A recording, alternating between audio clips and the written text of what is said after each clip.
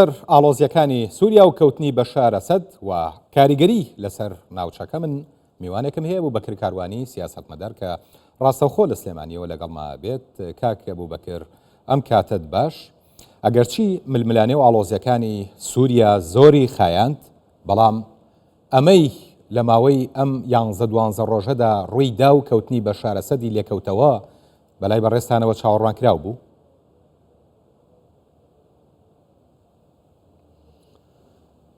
بەلای خۆی بەخشندەی میهرەبان بەو خێرایە پێم وایە چاوەڕێکراو نەبوو، ئەگەرچی لە ناوەڕۆکە ڕژێمی ئەسەد دەمێک بڕووخا بوو. ئەبووە ئەم ڕژێمە لە ساڵی 2012 دوای شۆڕشی گەلانی سووریا بڕوخێ، بەڵام کاتی خۆی بەهۆی پێکەڵاوکردنی مەلەفی ترۆر بە مەلەفی شۆڕش و دەستێوەرداری کۆماری ئیسلامی ئێران و پشتیوانی بێدرێغی لە ڕژێم و دوای ئەویش ڕووسەکان و دەستوەشاندنی بێڕەحمانە لە خەڵکی سیڤیل و سەرکردنی شۆڕش جەڕان، یعنی دۆخەکە دواکەوت بۆ ئێستا لەبەرەوەی لە ناو خەڵکە هیچ شەرعێتێکی نەمابوو و هێزەکان و جزمیان داڕزا بوو، دەرکەوت کە تەنها مانەوەی ئەو چەند ساڵی بەهۆی پشتیوانی ڕووسەکان و ئێرانەکان و حزب الله هاوپەیمانەکانیەوە بووە. جەنگی ئۆکرانی ڕووسەکانی کردە دەرەوەی بازنەکە، جەنگی غەزە و 7 ئۆکتۆبەر و دەرکەوتەکانی کۆماری ئیسلامی ئێران و حزب الله تا ڕێدەیەکی زۆر لاواز کرد، بۆیە دۆخەکە لەبار بوو کە بەم جۆرە ئەوەی کە خەڵک بەو خێرایە چاوەڕێی ناکرد بەو خێرایە بێتە دی، لەبەرەوەی کە ڕژێم ڕووخابوو وەکو وتمان لە جەوهەرە، بەڵام تەنها پشتیوانەکان مابوو، پشتیوانەکانیش توانای جارانیان نەما و بەرژەوەندی جارانن نەما لە پاراستنە، بۆیە دۆخەکە بۆ جۆرە کەوتەوە کە بینیمان پیرۆزبایی لە گەلی سووریا لە هەموو ئازادی خوازی، هەموو ئیسلام خوازی، هەموو عەدالەت خوازیەکەین، بۆ ئێمە ڕژێمی بەشار ئەسەد دوژمنێکی نەتەوەیی، دوژمنێکی دیموکراسی، دوژمنێکی ئیسلامیش بوو لە ڕاستیە، بۆیە بە هەموو پێوەرە دەستکەوتە بۆ گەلی سووریا بۆ ئێمە وەک نەتەوەی کوڕ لە ڕۆژهەڵاتی ناوەڕاستە و بۆ هەموو دیموکراسی خواز و ئازادی خوازێکەیەکە لە قەڵاکانی ناسیۆنالیزمی دواکەوتوی عەرەبی و ڕژێمێکی مستەبد و گەندەڵ دیکتاتۆر لە ناوچەکەی ئێمە ڕوخێ، هیوادارین بە قازانج بشکێتەوە و سووریەکان لە ئاستی لێپرسراوەتیا بن، هەڵەکانی ڕابردووی خۆیان و هەندێک وڵاتی ناوچەکە دووبارە نەکەونەوە سەرکەوتوو بن لە گەشتن بە دەستورێکی تەوافقی و بیناکردنەوەی وڵاتێکی فدراڵی فرەیی کە جێگای هەموو لایەکی تیا بێتەوە و ڕۆڵی هاوسەنگ و شارستانی و یەکتر تاواکار ببینێ لە ئاستی خۆرهەڵاتی ناوەڕاست. زۆر باش، باسی لەوە کرد کە پشتیوانی ڕووسیا و ئێران بە تایبەتی لەو هۆکارانە بوون کە لە 2012 نایانێشتووە بەشار ئەسەد بکەوێت، بەڵام هەموو لایەکە زانین ینی ماوەیە کە جەنگی ڕووسیا و ئۆکرانیا دەستی پێکردووە و هەروەها با بڵین ئەو جەنگەی کە لە نێوان هاوپەیمانەکانی ئێران و ئیسرائیلی شاهەیە لە ناوچەکە دیسان ماوەیە کە دەستی پێکردووە، بۆچی بێزات لەم کاتەیە ئەمان بەم شێوازە پشتیان کردە بەشار ئەسەد و نەیانتوانی ئیدامە بۆ پشتیوانیە بدەن کە ئەیان کرد پێشتر؟ ڕوونە لەبەرەوەی کە جەنگی ئۆکرانە جەنگێکی گەورەیە، بەڕواڵە لە نێوان رووسیا و ئۆکرانیا، لە ڕاستە لە نێوان رووسیا و بەرەی خۆر ئاوایە، توانایەکی زۆری ڕووسەکان لەوێ بەخەرج دراوە، ئاسان نییە بەرەیەکی تری شەڕ رووسیا بکاتەوە لە خۆی، لە کاتێکە پێویستی لە ئاستی ئۆکرانیا پێویستی بەوە هەیە وڵاتانی تر هاوکاری بن و یارمەتی بن، بەشە لە کەرەسە سەربازیەکانی لە رووسیاوە کێشاوەتەوە، نە ئەو توانادارایی جارانی هەیە، نە ئەو توانە تەرخانکردنەی سەربازی هەیە و سەرباز هەیە بەرەیەکی شەڕ لە خۆرهەڵاتی ناوەڕاست بکاتەوە، بەڵکو هەموو خەمێکی ئەوەیە کە شەڕ لە ئۆکرانیا کۆنتترۆل ببێ و تووشی شکستێکی استراتیژی نەبێ لەسەر دەستی خۆراوە. گومانی مامەڵەیەک ناکەی کاکە بوو بەکر، گومانی ئەوە ناکەی کە مامەڵەیەکە بێ لەم بینەیە لەسەر ئەم بابەتە؟ یعنی ئەکرێ بیرکردنەوە بۆ شتێکی لەو جۆرە بکەین، بەڵام بە بڕای من مامەڵەکە بە پلە دوو دێ، بە پلە یەکەم ئەوەیە کە ڕووسەکان چیتر توانای ئەوەیان نەمابوو وەکو جاران دەستێوەردام بکەن و ئەو بەرژەندەشیان نەماوە، بەڵام زۆر ئاسایە کە لەگەڵ ڕووسەکان لە ژێرەوە ڕێکەوتن کرابێ، نە مامەڵە گۆڕینەوەی شتێ بەرامبەر بە شتێ، بەڵام ئاسایە کە جۆرێ لە دڵنیاکردنەوەیان پێدرابێ کە لە دۆخی داهاتووە لە قۆناغی داهاتووە بەرژەوەندیەکانیان پارێزراوە بێ و ئەوانش بە جۆرێکی تر لە نێوان دوو دەوڵەتە بە شێوەیە کە بەرژەوەندی هەردوو لایانی تیاابێ ڕووسەکان بە تاوەتی لە سووریا دوور نەخرێنەوە، ئەکرێ بەڵێنێکی بۆ جۆرە بە ڕووسەکان درابێ لەبەرەوەی بوونی ڕووسەکان لە بوونی کۆماری ئیسلامی جایە، کۆماری ئیسلامی یعنی میلیشایەکی زۆری هەبوو، یعنی لە پاڵ دەسەڵاتی سوپاکەی بەشار ئەسەددا سوپای هەبوو، يعني ڕێڕەوێک بوو سووریا بەشێک بوو لە بەرەی بەرەنگاری بەشێک بوو لە هیلالی شیعی بەشێک بوو لە پردی پەڕینەوە بەرەو لوبنان و حیزب الله و باش يعني مەسلەی سووریا مەسلەیەکی زۆر استراتیژی و قوڵ و هەمەلایەنێتر بوو بەنسبەت کۆماری ئیسلامی ئێرانەوە بەس گورزەکانی ئیسرائیل و ئەو لە کەوتانەی لە 7 ئۆکتۆبەرەوە ڕوویدا لە ڕاستیە پێگەی کۆماری ئیسلامی ئێرانی لاواز کرد و مەسەلەکە بۆ جۆرە کەوتەوە کە لە قازانجی گەلی سووریا بێت. زۆر باشات سەر بابەتێکی گرنگ بابەتی هیلالی شیعی و ئەو دەسەڵاتی ئێران لەو ناوچەیە هەیە بۆ بەکارهێنانی ئەو ناوچەیە وەکو دەواازەیەک بۆ خۆی ئەمە چەند کاریگەری لەسەر گۆڕانکاری لەم نەخشەیە بێت. سووریا ناوچەیەکی گرنگە کاتی خۆی وتیان ئەگەر بێت و بەهاری عەربی لە سووریا سەرکەوێ ئەوە کاریگەریە بێ بەسەر هەموو خۆڕەڵاتی ناوەڕاستە بۆیە ئەبێ بەهاری عەربی لە سووریای تێک بشکێ واتە جیۆسیاسی سووریا هەڵکەوتەی جوگرافی سووریا ڕۆڵێکی گەورەی بینیوە هەندێ دیدی سیاسیش هەیە ئەڵێ کەوتنی دیمەشق بە جۆرە لە جۆرەکان یەکسانە بە کەوتنی عەمان و بەغدا و تارانش بۆیە کاتێک کە ڕژێمێکی وەکو سووریا ڕژێمێکی 53 ساڵە ئەڕوخێ هاوسەنگی هێز لەم ناوچەیە تێکەچێ یا بڵێن سیستمی کۆن سیستمە کۆنەکەی تەنانەت پێش ئەوەی کە کۆماری ئیسلامی ئێرانیش ببێ بەڕێبەری بەرەیەک لە ناوچەکەیە کە ئێمە زانین بە ماوەی 40 ساڵ هیچ فیشەکە لە جۆلانەوە نەتەقیەوە بەرامبەر ئیسرائیل جۆرە لە پارێزبەندی بۆ ئیسرائیل هاتووە سیستمێکی ئەمنی هەبووە لە خۆرڵاتی ناوەڕاست کە سەردەمێ سووریا بەری بەرەنگاری عەربی بۆ دوای بوو بە بەشە لە بەرەی بەرەنگاری ئیسلامی و کاتێ ئەمە نامێنێ کاتێ هیلالی شیعی لەمپەری گەورەی دێتە بەردەم کاتێ بەرەی بەرەنگاری ئیسلامی لوبنانی لە دەستەچێ لە بەرەوەی سووریای لە دەستەچێ بە دڵنیایەوە ڕنگدانەوەی لەسەر بەغاژە بێ لەسەر یەمەنیشە بێ کە ڕنگدانەوەی لەسەر ئەوانە بوو بە دڵنیایەوە ڕنگدانەوەی لەسەر تارانیشە بێ بۆیە گۆڕانێکی گرنگە لە ناوچەکەیە ڕنگدانەوەی ئەبێ بەسەر کۆی خۆرهەڵاتی ناوەڕاستە وەڕەنکە تورکەکانش بیریان لەوە کردبێتەوە کە دۆخەکە بە تەواوەتی بۆ ئیسرائیل و ئەمریکا و ئەوانە بەجێنەهێڵن خۆیان دەوریان هەبێ لە شکل پێدانەوەی دووبارەی خۆرهەڵاتی ناوەڕاست بەهۆی ئەو هەستەوە کە بۆیان دروست بووە ئیتر چیتر بەرگریکردن لەم دۆخەی ئێستا قابلی ئەوە نییە کە مرۆڤ گرەوی لەسەر بکە بۆ ویستویانە خۆشیان ڕۆڵیان هەبێ بەس بە دڵنیایەوە ڕنگدانەوەی ئەبێ لە عێراق و تەنانەت لە ئێران و لە ناوچەکەش. زۆر باش بۆ ناوخۆی سووریا طبعا بەڕێستەزانی سووریاش هاوشێوەی عێراق وڵاتێکی فەرەپێکاتەیە کوردیتیایە سونەیتیایە عەلەویتیایە پێت وایە ئەم حکوومەتەی لە داهاتوودا لە سووریا پێکەهێنرێت چۆن مامەڵە لەگەڵ ئەم پێکهاتانە ئەکات بە پرسیاری یەکەم دووەم حکوومەتێک لە سووریا پێکەهێنرێت حکوومەتێکی نوێ سووریا دراوسەی ئیسرائیلە ئیسرائیل چۆن تەعامل لەگەڵ ئەم حکوومەتە نوێی لە سووریا پێکەهێنرێتەکە. بە بڕای من ناتوانین بە تەواتی بڵێن چۆن مامەڵاکە بەزەگەر بێت و ئێمە ئاماژەکان وەرگین یەکەم ئاماژەی ئەو 12 ڕۆژەی کە هێزەکانی ئۆپۆزیسیۆنی سووریا چەکدار شارەکانە کۆنتترۆل کرد یعنی ئاستێکی بەرزی دیسپلین و شارستانەتیان لە خۆیان نیشاندا هەموو ئەو پێوەرانی کە قانونی ئینسانی نێودوڵەتی دایناوە بۆ هێزێک کە کۆمەلگای نێودوڵەتی دیانی پیا بنێ لەوەی کە سەرکردایەتی هاوبەشی هەبێ ئاڵای هاوبەشی هەبێ بەرگی هاوبەشی هەبێ دەستدرێژینەکە بۆ سەرمەبێ پابند بێ بە یاسای گشتی نێودوڵەتیەوە یا بڵین یاسای لانی کەم ئینسانی نێودوڵەتیەوە یعنی ئەمان لە خۆیان نیشاندا بەکردەوە سیمایەکی تریان لە خۆیان نیشاندا دەستدرێژیان نەکرد بۆ سەر مڵک و ماڵی گشتی و تایبەتی خەڵک هیچ تۆڵەکردنەوەیەک نەبوو دەستدرێژیان نەکرد بۆ خەڵک بۆ سەر گروپەکان دڵنیاییاندا بە خەڵکەکان جۆرە بە عەقڵی دەوڵەتەوە شتیان نووسی ئەم بەیاننامەی ئێستا خۆشتان خوێندناتەوە لەلایەن ئەنجومەنی نیشتیمانی ڕاگوزاری سووریا خوێندرایەوە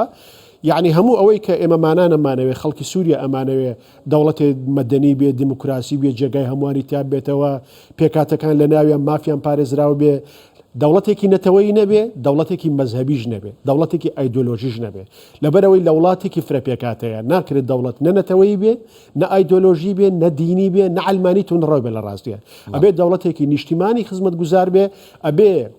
دەستور بەرەنجامی یعنی ئیرادەی هاوبەشی پێکاتەکانی ئەو وڵاتە بێ تا ئێستا ئاماژەکان چاکە و خێرن هیوادانی کە شتەکە بەم جۆرە بڕوا دیارە تەنها دۆخەکەش بۆ ئەبوو یعنی بۆ ئەحمەد شەرعی محەممەد جۆلانی کۆن بەجێ ناهێڵدرێ خەڵکێکی زۆر لەسەر خەتن بۆی سووریا نەبێتەوە بەسەر چاوەی ناسەقامگیری لە ناوچەکە و جارێک ترتون دوتیژی دروست بێتەوە ئیسرائیل لێرە چەند شتەیەکە یەکەمیان بە قسەی خۆیان ئەو سەرچاوە استراتیژیانە لە ناوە باو ناوێ بکەوێتە دەستی شۆڕژەڕەکان وەکو چەکی چیمیاوی کە لە ناوێ پارێزباندی لە سنوورەکانیەکە چاودێری بارودۆخەکەکە بزانێت دەستور چۆن گەڵاڵاکرێ حکوومەت چۆن پێگدێ گوتاری ئەو دەوڵەتە چۆنە بێ لەسەر بنەڕەتی ئەو پابند دەکرێت ئامانجی ئێستای ئەو کە ئێران لاواز بکرێ و پەیوەندی نێوان بەیروت و یعنی تاران بپچڕێ بەرەی بەرەنگاری ئیسلامی کە ئێستا لە شەڕایە لەگەڵە توانای جارانی نەمێنێ ئەم ئامانجەی ئیسرائیلی هاتۆتە دی بەس بە دڵنیایی و مەترسیشی هەیە کە هێزە جیهادیەکان لە دیمەشق توانایەکی گەوریان هەبێ بەڵام من پێم وایە دۆخەکە وەکو جاران نابێ بەڵام لە هەموو حاڵەتێکی شابێت چاوەڕێکەین لە ڕۆژانی داهاتوە لە بەرەوەی خەڵکانێک لە دەرەوەی سووریاشەوە کە بەرژەوەندیان لەگەڵم دۆخە ناگونجێ بە دڵنیایەوە هەوڵی دووبارە تێکدانی بارودۆخەکە و هەڵگیرشانی شەڕی ناوخۆ و تێکدانی پەیوەندی نێوان پێکاتەکان و تەنانەت خودی هێزە شۆڕژێڕەکانی ژەدەن هیوادارین هیچ شتێک لەو پلانانە سەرکەوتونە بە نسبەت کوردەوە کاک ئەبوو بەکر جەناب تەزانی کورد خاوەنی هێزە و ناوچەیەکی زۆریشی لە بەردەسایە لە سووریا پێت وا بێت هەڵس و کەوت لەگەڵ کوردەکان یان کوردەکان هەڵس و کەوتیان لەگەڵ ئەم بارودۆخە نوێیە بێت چۆن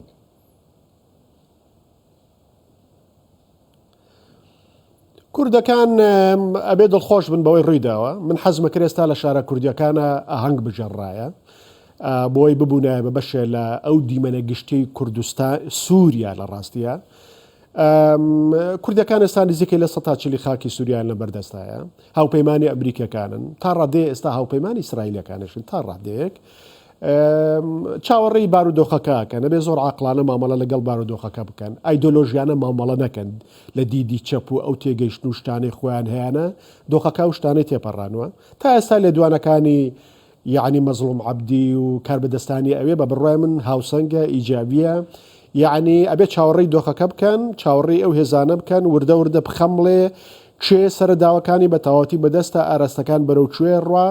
گرەوی گەورە بکەن لەسەرەوەی کە سووریای ئایندە چییە بێ سووریای کۆن تەواو بوو بەشێ لە پەیوەندیەکانی ئەوان تەواو بوو بەشێ لەو گرەوەی کردبوویان تەواو بوو ئێستا دۆخێکی تەواو نێ هاتوتەکایەوە پێویستیان بە دووبارە داڕشتنەوەی دیدگای خۆیان پەیوەندیەکانی خۆیان هاوپەیمانێتەکانی خۆیان بکەن و لەسەر خەت بن لە ڕاستیا بەبێت تەشەنوج بەبێ خۆتێکدان بەڵام بەشێکی ئەرێنیش بن پەیوەندیان لەگەڵ تەحریری شام و شۆڕژێڕەکانی لە ڕاستیان لە زیاد لە کەناڵێکەوە بەهێز بێ نامەگۆڕینەوەیان هەبێ لێک تێگەشتنیان هەبێ بۆی کە وردە وردە ببن بە بەشە لە ئەو دۆخی لە سووریا هەیە ڕۆڵی خۆیان ببێنن لە داڕشتنەوەی پایەکانی دەوڵەت لە سووریا و لا پەسەندکردنی دەستورێکی مەدەنی نوێ بۆ وڵات زۆر باش لە ماوەکانی ڕابردووە زۆر قسە لەسەر گۆڕانکاری لە نەخشەی ڕۆژهەڵاتی ناوەڕاستە کرا ئەبینین لەم کاتەیە سووریا کەوێت پێت وایە ئەمە سەرەتایەک بێ بۆ ئەو گۆڕانکاریەی کە باسەکرا لە نەخشەی ڕۆژهەڵاتی ناوەڕاستە و ئێستا سووریا کەوت ئەگەر هەیە دوای سووریا سەری کوێ بێت بێگومان گۆڕانکاری لە نەخشەی ڕۆژهەڵاتی ناوەڕاستە لە 7 ئۆکتۆبەرەوە دەستی پێکرد کەوتنی ئەسەد دەتوانم بڵێم بەشێکی زۆری هی یەحیا سنوار و یعنی دەستی حەماسی تایە لەبەرەوەی ئەو سەرچڵیە کە کردیان ئەو مغامرەی کە کردیان لە غەزە بەشیان بەرەنجامەیەکە لە دەرکەوتەکانی ئەوەیە لانی کەم زوور ڕوخان و پێگەشتنی هەلوو مەرجەکانی ڕوخانی دەسەڵاتی ئێستا لە ناوچەکەیە بێگومان سووریا حەڵقەیەکی گرنگ بوو لە بەرەی بەرەنگاری ئیسلامی لە ئەو ململانەیە کە لە خۆرهەڵاتی ناوەڕاستەیە هەبوو ئاماژەیە بە لاوازبوونی کۆماری ئیسلامی ئێران بە پێگەی ڕووسیا لە ناوچەکەیە و ڕەنگە دوای ئەو بە بڕای من سەرەی عێراق بێ مەرجنیە بە هەمان میکانیزم و سیناریۆی سووریا بەڵام ئاسان نیە دۆخی عێراق بەم جۆرەی ئێستا درێژە بچێشێ ئەبێ ئاڵوگۆڕ لە ناو عێراقیش دروست ببێ و تا ڕادێ مەلەفی یەمەنی ژەکرێتەوە جارێکتر ئاڵوگۆڕ لە یەمەنیشا دروست ببێ جارێکتر جۆرە لە ورە و ئومێد و گەشتبینی تەنانەت لە میسر و یعنی لیبیا و تونوس و ئەمانەش دروستە بێتەوە لەبەرەوەی کە حەڵقەی کۆتایی خوێناوی و ڕوخانی بەهاری عەرەبی و بەربەرز بۆ دروستکردنی لە سووریا بوو ئێستا شۆڕش سەرەکەوێتەوە لەوێ بێگومان جارێکتر جۆرە لە ئومێد و گەشتبینی بۆ دووبارە بیرکردنەوە لە گۆڕانکاری لەو ناوچەیە دروستە بێتەوە ڕەنگە بە جۆری تر بێ بە شەوازێک تر بێ بەڵام ئومێد دروست دەکاتەوە جارێکتر گەشتبینی دروست دەکاتەوە و ترسیش بە ڕەشێمەکان دروست دەکاتەوە واتە لە ئاستی ئەو پانتایە موگناتیسیەی کە لە پێشەوە بەهاری عەرەبی تیا بووە و لە ئاستی ئەو پانتایە کە بەرەی بەرەنگاری بە ڕێبەراتی کۆماری ئیسلامی هەبووە لە هەموو ئەمانەیە گۆڕانکاری بە قەنەعەتی من دێتە دی بە ئاستی جیاواز بەڵام عێراق بە بڕای من پاڵۆراوترینە بۆی زۆرترین کاریگەری ڕووداوەکاری سووریا لەسەر زۆر باش عێراق لە ماوەکانی ڕابردووە زۆر پێداگری لەسەر کۆتایی هێنان بە ئەرچی هاوپەیمانی نێودەوڵەتیە کردەوە. ئەمریکاش زوو ئەوەی بەبیرە هێنرایەوە کە هێشتا هەڕەشەی تیرۆر لەسەر عێراق ماوە و ئەمە زووە کە ئەکرێت لە عێراق. ئەم گۆڕانکاریانەی لە سووریا ڕوویان داوە و ئەمە کاریگەری لەسەر دەرکەوتنەوەی هێزە جیهادیە تۆندڕەوەکان بە تایبەتی سەرهەڵدانەوەی داعش لە ناوچەکە چی ئەبێت و مەترسیەکان لەسەر عێراق بە تایبەتی چی ئەبێت لەم بوارە؟ عێراق بێگومان لە بەردەم زیاد لە مەترسێکایە. عێراق خۆی لە ناوە خۆمان نەزانین پێکاتەکان کێشەی متمانیان لەگەڵێکە هەیە، لە ناو خودی پێکاتەکانیشە هێزەکان کێشەی متمانیان لەگەڵێکە هەیە. و عێراق نزیکەی 7 میلیشیای تایە، لە وڵاتێکی دەستێ وەردانی تایە بە تایبەتی هەژمونێکی زۆری کۆماری ئیسلامی ئێرانی تایە و هێزەکانی ئەمریکاش تایە. بەڵام بەکەوتنی سووریا کە یعنی بەشێ لە دۆخی عێراقیشی ئاراستا کرد، دۆخ لە عێراقا گۆڕێ مەترسی دووبارە سەر هەڵدانەوەی داعش ئەکرێ وەک ئەگەرە بیبینین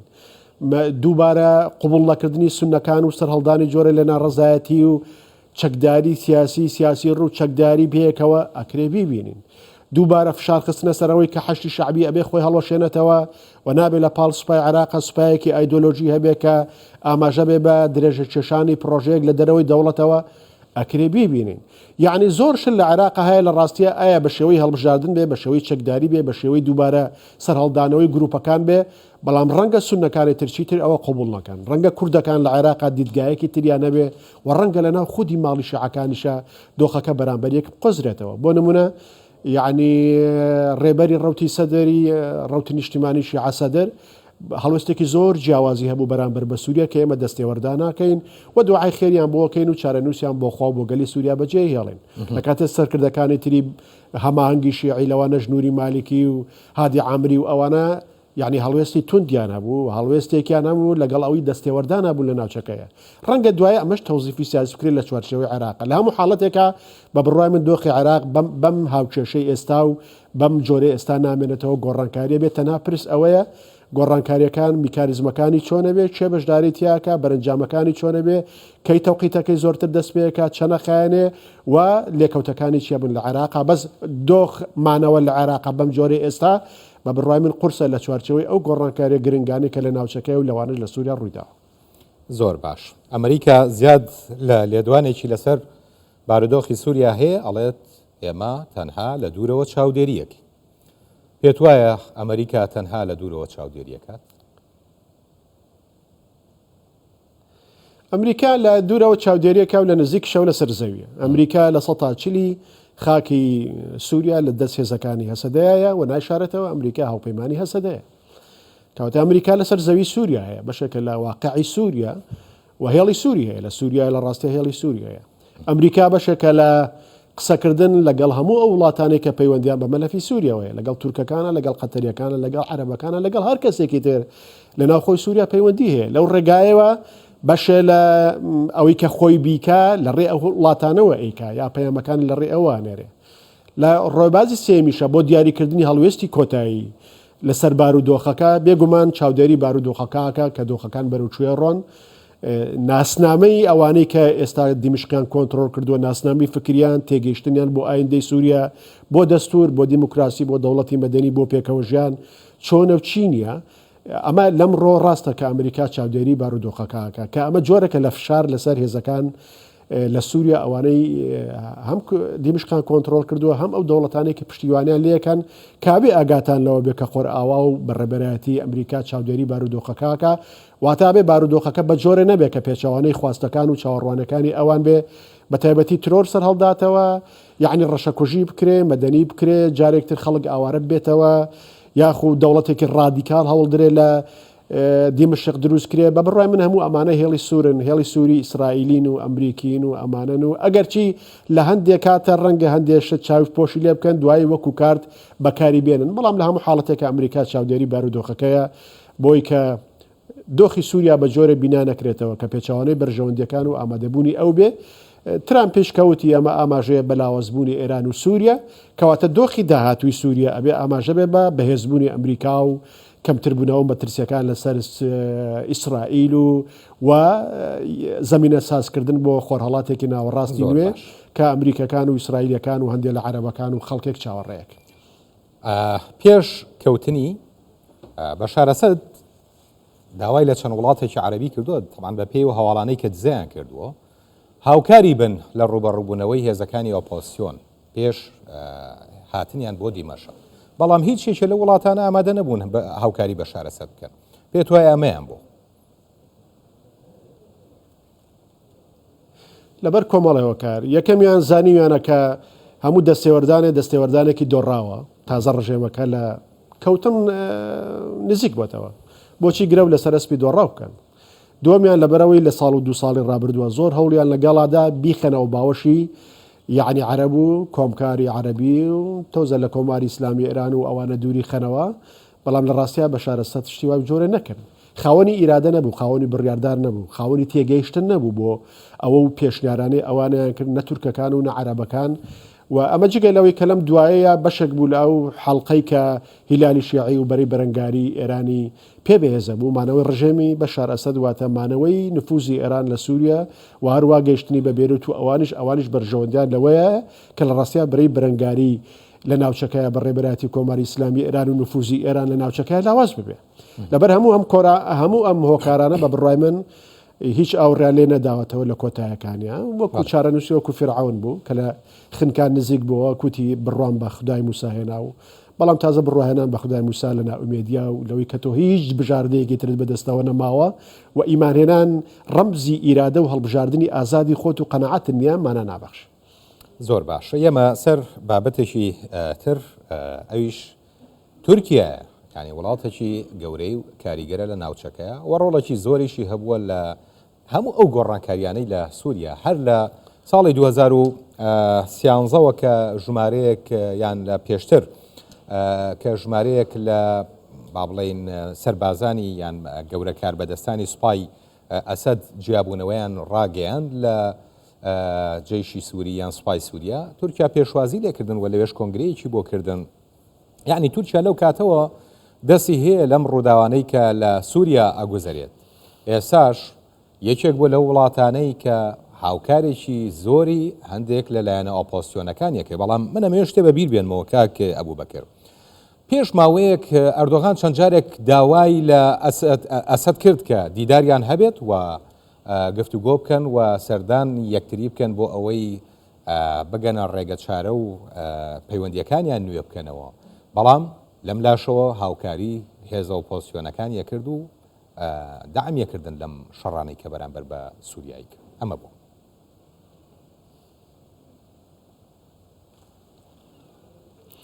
مەسەلەی تورکیا ڕوونە کە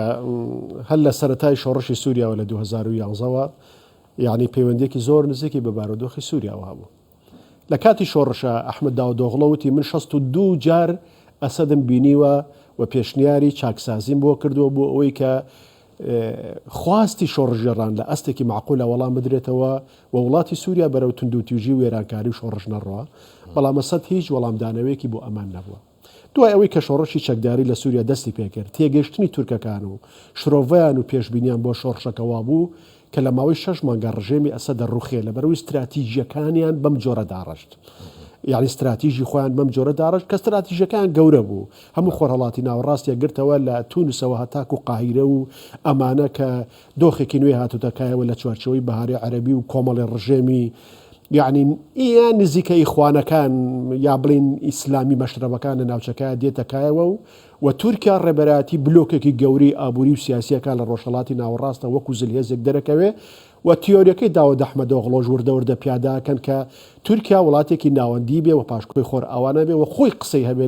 لەسەر ئاستی جیهان و لەسەر ئاستی ناوچەکەی لەسەر ئاستی ناوچەکەی ڕۆڵی دەستنیشانکاری هەبێ لەسەر ئاستی جیهانی شەڕاڕاستیە ڕۆڵی هەبێ قسەی بخوا گوێلە گیراو بێ لەسەر ئەواستەیە. بەڵام دوایی دەستێوەردانی کۆماری ئیسلامی ئێران و ڕووسەکان پێشبینیەکانی کۆماری تورکیایان بە هەڵە برد لەبەرەوە باجێکی زۆر قورسیاندا تووشی سەر لێ شەوامون باجی سیاسی لە ناو خۆی تورکیادا 4-5 ملیۆن ئاوارە یعنی بوو بەوێ ئاوەڕەکان بوون بە وەرەقەی سیاسی لە ناو خۆیان لە دوای ئەوانە کودەتا ڕوویدا دەستێوەردانی دەرەکی ڕوویدا 13 ملیارد دلاری خلیج ڕوویدا بۆی دەسەڵاتی ئەکەپە بڕوخێنن دوای ئەوە سیاسەتی تورکیا هاتە سەر ئیدارەکردنی ململێنەکان و جارێکتر سفرکردنەوەی کێشەکان پەیوەندەکان ئاسایی کاتەوە لەگەڵ ڕژێمی ئەسەدا تەواو دۆخێک بوو گۆڕانکاری لە ناوچەکەیە نەکرا و نەهێڵرا بکرێ و دژە شۆڕشەکان لە ناوچەکەیە شۆڕشەکانیان لەبار برد بەڵام دوای ئەوەی کە ئەمەش سەری نەگەێر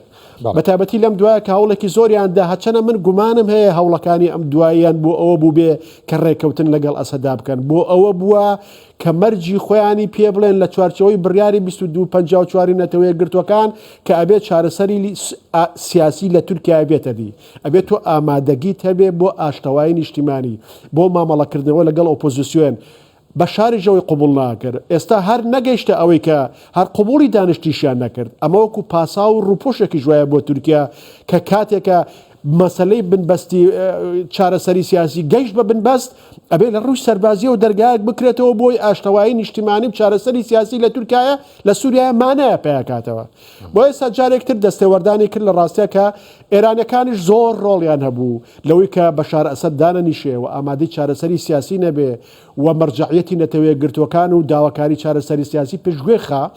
تورکەکان بە بڕای من هەم سزای کۆماری ئیسلامیێرانیاندا هەم سزای ئەوەیاندا هەم خۆشیان ویستیان ببن بە بەشێک لە دووبارە شکڵدانەوە بە خۆرەڵاتی ناوەڕات چاوەڕێ نەبن ئیسرائیل و ئەمریکا بە ئارەزووی خۆیان شکڵیان پێبن ئەمان هیچ ڕۆڵێکیان نەبێ بەرژەوەندیشان هەیە مەرجیش نییە هەموو ئەوەی ڕوویداوە بە تایبەتی ئەم ڕووداوە گەورانە لە ئاستی سووریایە هەمووی لە بەرژەوەندی تورکیا بشکێتەوە بەڵام ئێستا تورکیا یاریکەرێکی گەورەیە بە جۆرە لە براوە سەیرەکرێ ئەگەرچی ئێمە پێویستیمان بە ڕۆژانی داهاتوو هەیە کە تورکەکان چۆن مامەڵاکەن و ڕەنگە ئەمە جۆرە لە فشارش بێ لە دوایە بۆ تورکیا بەڵام تورکیا 5 ملیۆن ئاوارەی هەیە وردەوردام ئاوارانە ئەگەڕێنەوە تورکیا ئێستا ئۆپۆزیسیۆنی تورکیا قەرزاری تورکایە کە یارمەتیدەرێکی گەورەی بووە خۆر ئاوا و ئیسرائیل و ئەمانە و ئەمریکەکان یعنی بە چاوی ڕێزەوە سەیری و گۆڕانکاریان ناکەن بەڵام لە هەموو حاڵەتێکیشا بڕوام وانێ بێڵن ڕۆڵێکی گەورەتر لەوەی کە بۆیان دیاری کردووە لە تورکیا بیژەڕن یا ئەو هەموو شتێک بێ لە تورکیا بەڵام لە هەموو حاڵەتێکا تورکەکان چاوەڕوانی زۆرتریان هەیە و پیان وایە ڕۆڵێکی دەستنیشانکارتریان لە داهاتووە هەچەنە بە تەنیا وازیکەر نابن لە سووریا زۆر باش دوو سێشتێ وروژاند لە قسەکان تاکاکە و بەکرد یەکەم وتی تورکیا بەرژەوەندی هەیە دووەم هاوکاریەکی باشی ئۆپۆزیسیۆنی کردووە لەم پرۆسەیە سێەم ئۆپۆزیسیۆن قەرزاری تورکیایە ئۆپۆزیسیۆن چۆنم قەرزەی تورکیا داتەوە پێتوانیە کورد بەشێک بێت یان بەشە لە هێزە کوردیەکان لە مەترسیە بن لە بەرامبەر ئەو قەرزەی کە تورکیا لای ئۆپۆزیسیۆن هەیەی ئۆپۆزیسیۆن کاتێک دەسەڵات پێک دێ بێگومان ئەکرێ بە چەند شێوە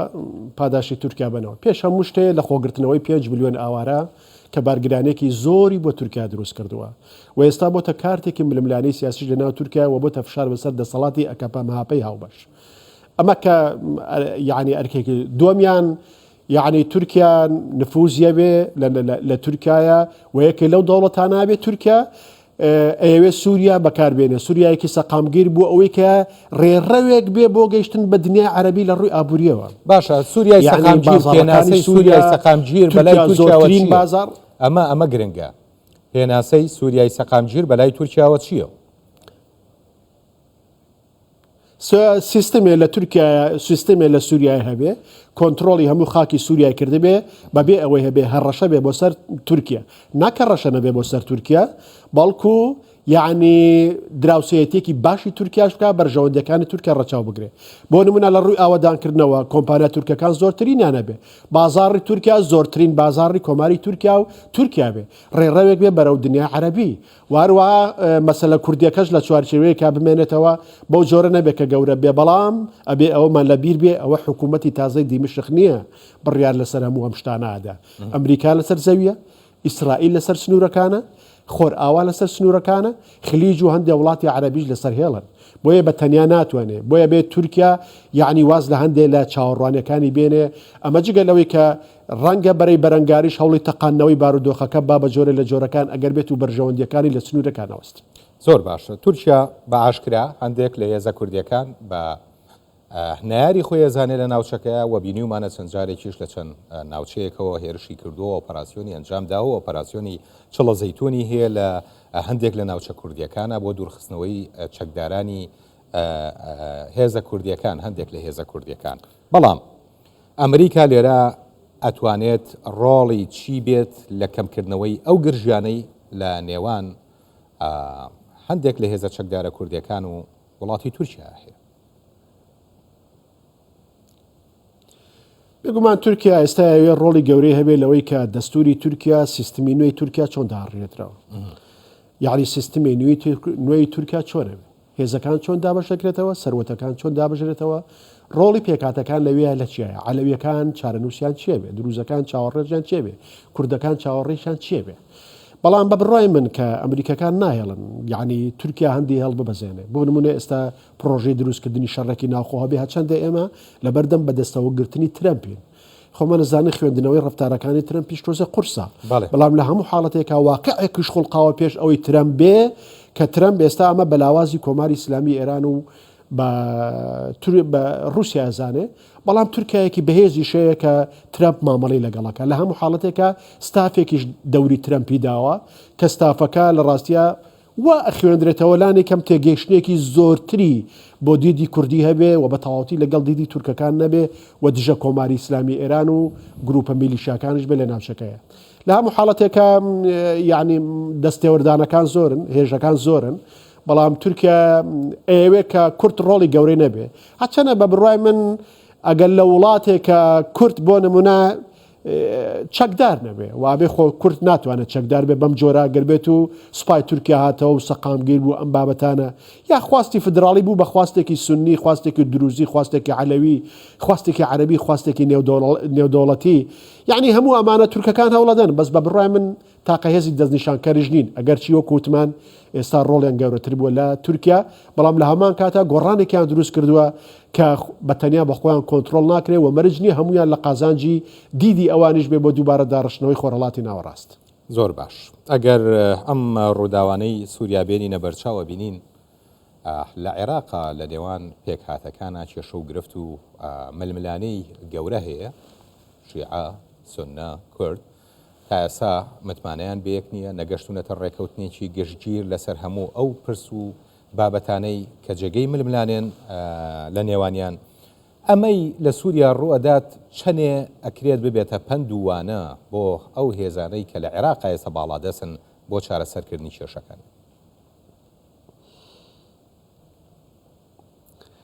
هیوادارم ببێتە پندوانە، بەڵام بە بڕای من تۆزە قورسیشە ببێتە پندوانە. مرۆڤ زۆر کەس لە دەوروبەری لە نزیک و خۆشەویستەکانی ئەمرن، بەڵام زۆر نایجەڕێتەوە لە شەڕەنگێزی و لە تەماح و لە خۆپەرستیەکانی. مرۆڤ ئەبێ بمرێ بۆی ئەزمموی مردمکە، ئەبێ بمرێ بۆی ئەزمموی مردمکە. بەداخەوە هەندێک هێز و دەسەڵاتیش، یعنی بەتایبەتی ئەو دەسەڵاتانەی کە یعنی پاوەرخوازن، ئایدۆلۆژیستن، دکتاتۆرن، یعنی ڕەچاوی بەرژەوەندیەکانی پێکات و ئایدۆلۆژی و گەلانی بەرامبەریان ناکەن، هەتا خۆیان نەگلێن لە سواری لە گلانی سواری ترەوە پند وەرناگرن. جاری وای پێکاتەکەش قابلی سڵاح نەماوە، یعنی ئایدۆلۆژیایەک پێکاتەیە، حیزبێت، دەوڵەتێ، تۆ بتەوێ نەشتەرگەریەکی قەیسەری گەورەی بۆ بکە لەژێر دەستا ئەمرێ. من هیوادارم کە بتوانن دووبارە پەیوەندەکان ڕێکخەنەوە، بەڵام ئەگەر پەیوەندەکان ڕێکخەنەوە ئەبێ واز لە زۆر بەرژەوەندی بێنن کە ئێستا هەیەە. ئەبێ دەستبەرداری گەندەڵێکی زۆر ببن بەهۆی میلیشیاکانەوە دەستیانەکەوێ و بەهۆی لاوازی دەوڵەتەوە دەستیانەکەوێ. ئەبێ واز لە زەوتکردنی بڕیاری شەڕ و ئاشتی و زۆر شتی تری دەوڵەتی عێراقی ببێنن. ئەبێ قبولیکەن دەوڵەت بێ، ئەگەر قبولیان کرد دەوڵەت بێ، ئەبێ واز لە پرۆژە ئایدۆلۆژیە شیعیە ڕۆژهەڵاتی ناوەڕاستیەکەیان و هەژمونی کۆماری ئیسلامی ئێرانیش بێنن. ئەگەر ئەویان لێهات ئایا خۆیان نەمێنن؟ هەل لە ناو خودی بازنەی شیعەیە ئایا ئەم هێزانە هەڵە بژێڕێنەوە بە خودی یعنی میکانیزمە دیموکراسیەکانیش؟ ئایا پەیوەندیان بە بوونی بنکەیەکی جەماوەریەوە هەیە یا بەو چەک و هێز و پشتیوانە دەرەکەی کە هەیەە؟ لە هەموو حاڵەتێکە تەماح و چاوەڕوانی و متمانەی سونەکان بەرزە بێتەوە، کوردەکان چاوەڕوانە بن و ڕەنگە لە جاران زیاتر تەماحیان هەبێ بۆی کە شیعەکان لیان نزیک ببنەوە و ڕەنگە جارێکی تر شیعەکان تەماحی هاوپەیمانیان لەگەڵ کوردە هەبێ ئەگەر چی زۆر بێ مستاقیەت بوون لە قۆناغی ڕابردووە و زۆر بێمنەتانە مامەڵیان لەگەڵ لایەنی کوردی کرد بەڵام جارێکی تر وەکوتم دۆخی عراق پێویستی بە دووبارە ڕێخستنەوە هەیە ئەو سیستمی کە لە 2002 لە 2003 لە عراق دروست بووە يعني نیم چە ڕووخاوە دەوڵەتی عراق نیم چە شکست خواردووە نیم چە شکست خواردووە سیستمەکەش نیم چە ڕووخاوە عراق لە قەیرانێکی سیاسی ڕاستەقینەیەژی لە ڕووی ئابووریشیەوە دەوڵەتێکی فشەڵە هەموو عێراق و موچەی و ژیانی و مانی لەسەر فرۆشتنی نەوت وەستاوە وڵاتێکی ئەو جۆرە هەردەقەیەک یعنی ئەکرێ قەیرانێکی ئابووری گەورە دروست ببێ و سەر بچێشە بۆ قەیرانێکی لە ڕاستیە سەربازی و سیاسیش زۆر باشە بەڕێز ئەبوبەکر کاروانی سیاستمەدار سپاس بۆ ئەو کاتەی بە کوردستان 24 بەخشی و سپاس بۆ شێکردنەوەکانی جەنابتان